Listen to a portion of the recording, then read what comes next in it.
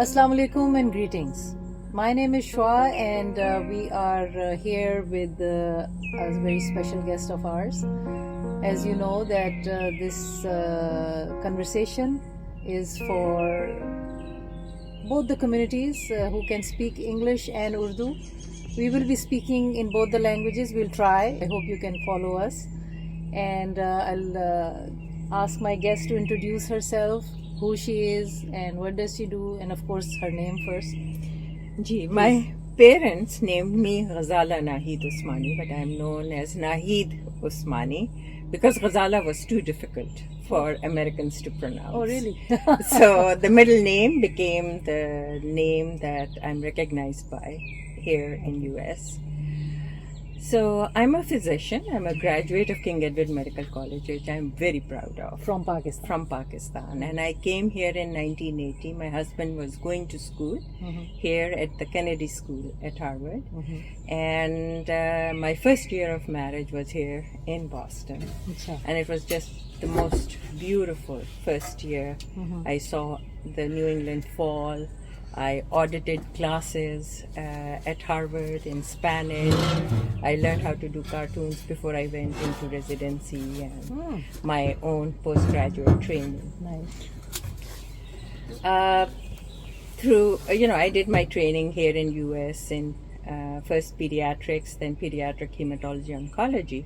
And my love was always that I would go back to Pakistan to pay back. We in Pakistan get medical education almost for free. I've just paid for my daughter's education, $500,000 over a course of 4 years. And I was getting scholarship all 5 years. In Pakistan? In Pakistan, merit scholarship. So we Pakistani American physicians owe a great deal to our motherland. So I always wanted to go back, and one of my mentors was Professor Shaukat Raza Khan from pediatric department, and he told me to specialize. He said, don't come back just as a pediatrician, get to be a specialist. So I chose pediatric hem-onc. After first year, he said, now you can come back. I said, no, if I'm doing first year, I'll do all 3 years. I want to be fully trained. So then an opportunity presented to me in shape of Shaukat Khanum Cancer Hospital that Imran Khan was building, and he was recruiting a team of physicians, oncologists, to run the hospital. So Dr. Noshima Barki interviewed me and recruited me to go to Pakistan in 94. So I spent the 5 years, almost 5 years in Pakistan, establishing the pediatric department. And that was the mountain I climbed, a mountain I can never forget, my biggest achievement in my life. And I came back in 99, and at that point we were pretty open where we could come, whether California, because we had spent extensive amount of time. Before going to Pakistan, I was living in California for a long time.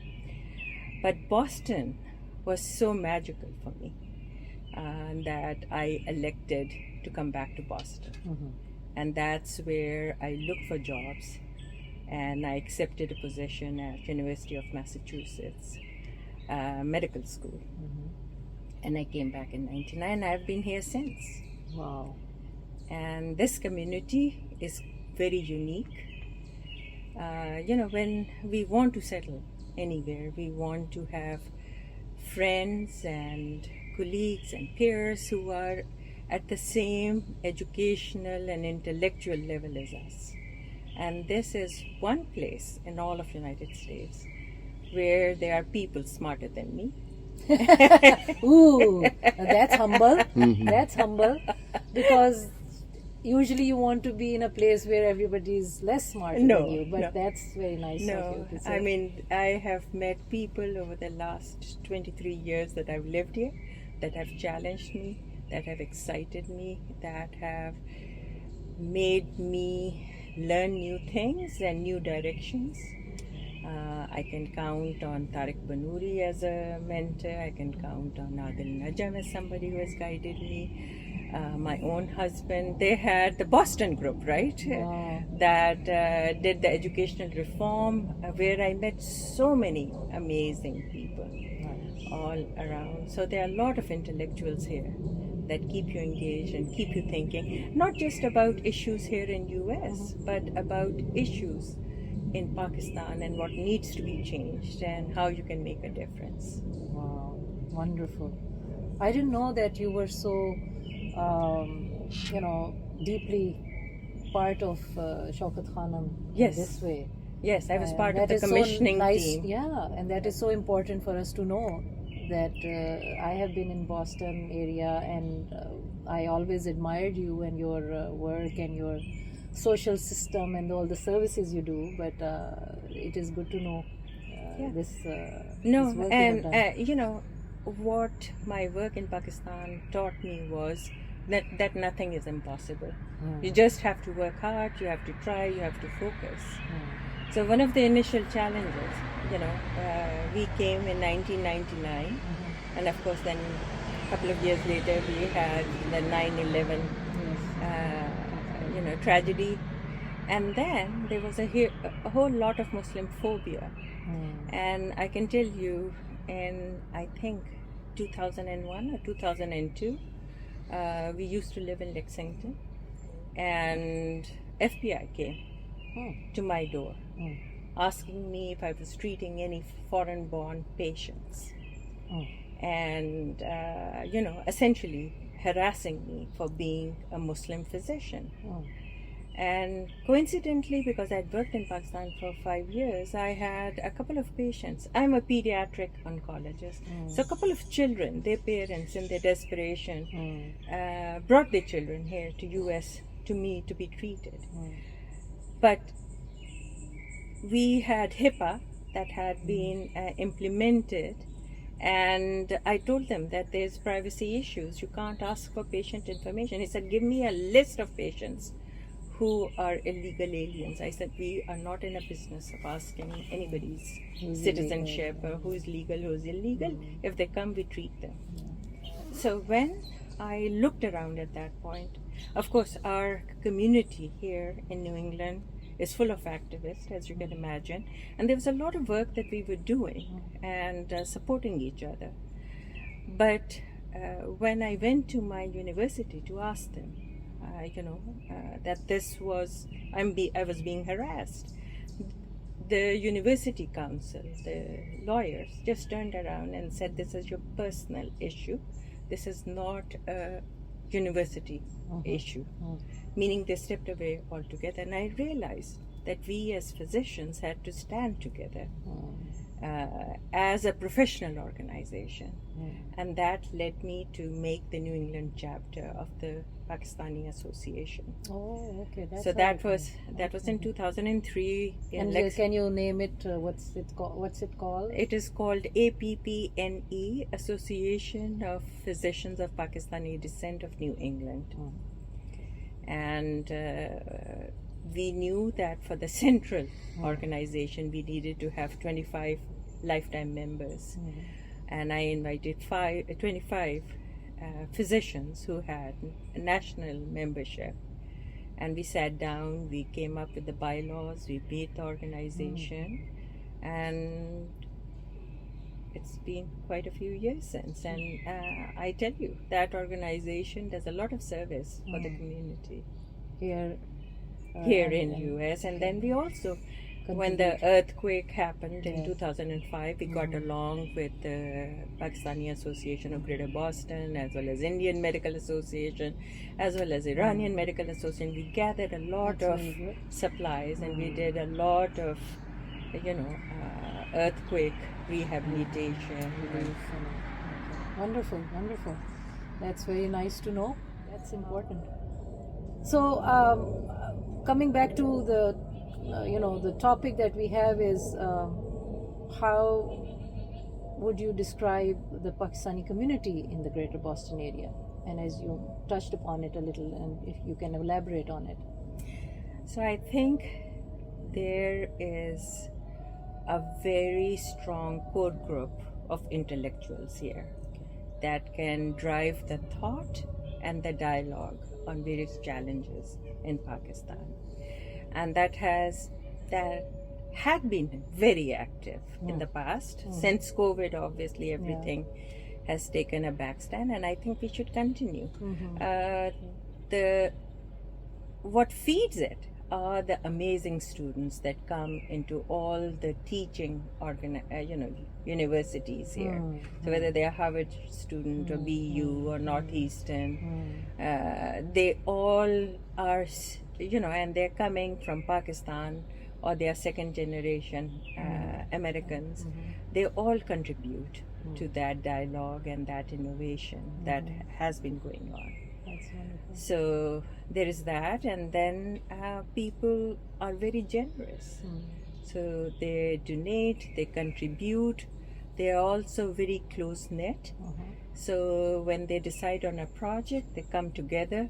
So there is a group for Citizens Foundation here, there's an Indus Hospital group, there's certainly Shaukat Khanam Cancer Hospital fundraisers here, So we do a lot of support for organizations in Pakistan who are doing philanthropic work. So you find this community, basically she touched upon earlier also quite a bit about intellectuals And engaged in social work. Yes, engaged in social work. Very nice. So to what extent, I would like to ask the second question, and then we will be going on further. You feel that as a president of, so you are a president of Apna also? I was the president. You were 2000. So, okay, so but you are the founder of Apni. How do you say Apni and Apna? yeah.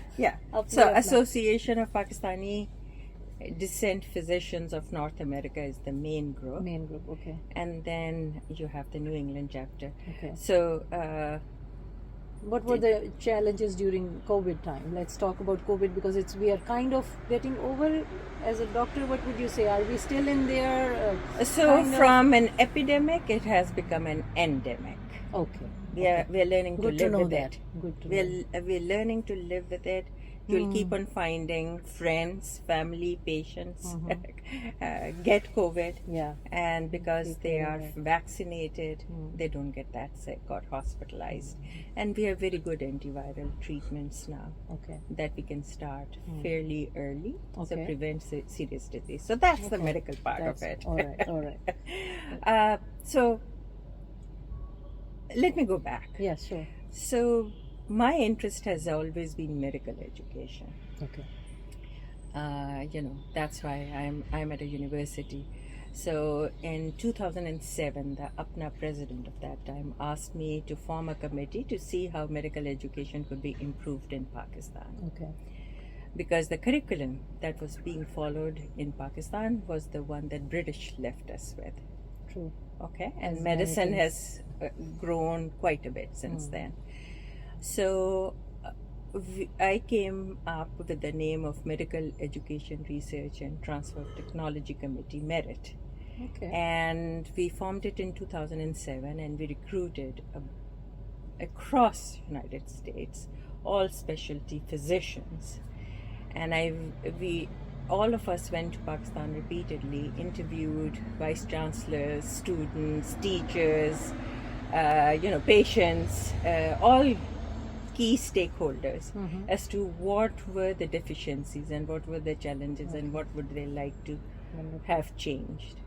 And that led to a medical curriculum reform effort that was taken up by some of the universities. The committee itself decided to launch long distance learning modules where we used to conduct weekly grand rounds, and then we sort of brought in subspecialty networks where the gastroenterologist in US could collaborate with gastroenterologists in Pakistan, and different specialties could do that. And we started having symposia, online symposia as well as in-person symposia. And then in preparation for my presidency in 2000, one of the key things that's lacking in Pakistan, when you are sick, for your sore throat, you go to an ENT surgeon. Oh, for there is no primary care. okay. General practitioners, people just self-refer to specialists. Chest pain goes to the cardiologist, whether it's dyspepsia or not. So there's this whole problem, and that's one of the challenges in Pakistan, that there is no primary care. So we decided. So that was my big charter that I was going to do, is launch family medicine training in Pakistan, so that we could have family medicine department in each medical school.